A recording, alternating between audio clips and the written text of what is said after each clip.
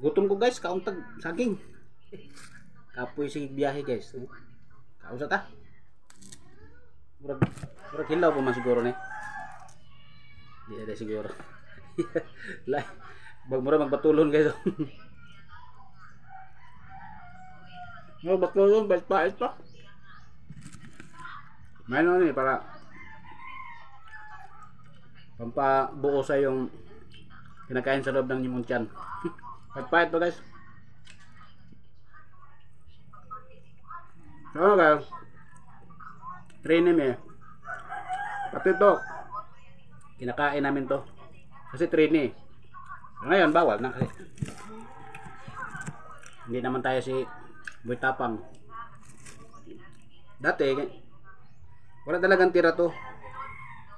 Pag nandiyan ka sa training, makain ka ng saging, walang tapon. Kahit balat, kinakain. Kaya ngayon, kahit pahit-pahit, pwede na rin. Basta importante na kakain. Ang gutom ko sa travel guys, saging nga muna.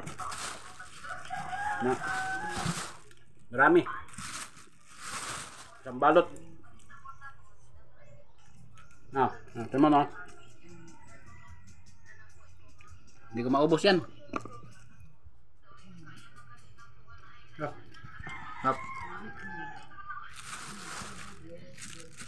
Aging lang muna kasi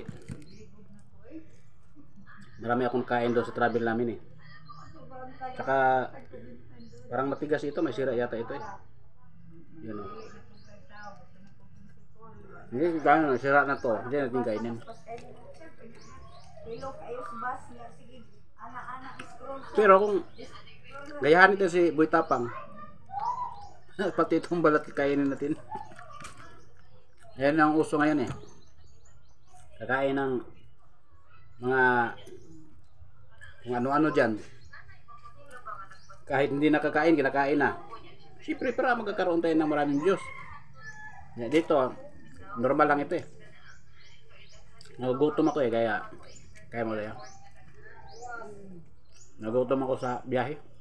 Pagkatapos ko maggupit sa akong buhok, kasi medyo humaba na, kaya saging para laging healthy. Baka mga matigas dito. Piliin lang natin yung hindi matigas. Marami pa ito eh. Yung you know, sayang naman ito. Ano pa naman sana. Yung dito banda medyo matigas. Baba. Na mapait-pait pa. Pwede rin kasi pampaganda naman ito ng ating bitokay.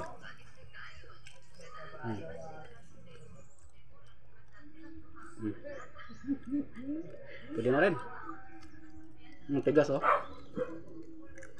Hindi ko kaya ubusin ito lahat guys. Mga 6 na piraso siguro.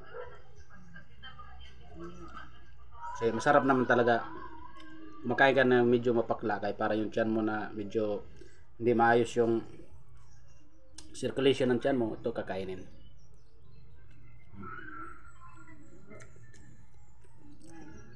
Medyo okay naman yung ano ko eh. Ako lang nagupit nito guys. Sunod video ko papakita ko kung paano gupitin to. Kasi mataas ang singilan doon sa mga barberohan, ang barbershop. Kaya ako na lang kasi wala akong pang ano eh, bayad sa pang pagupit. Maganda na yung ako lang kasi kaya ko naman. Mano-mano lang yun, ganyan ko lang ng blade. Ito may natira, sayang. Parang ano na rin siya. Matigas kasi. Pagilan na yun. Kung nakasampu na yata ko ah. Oh, pang 7 pala ito.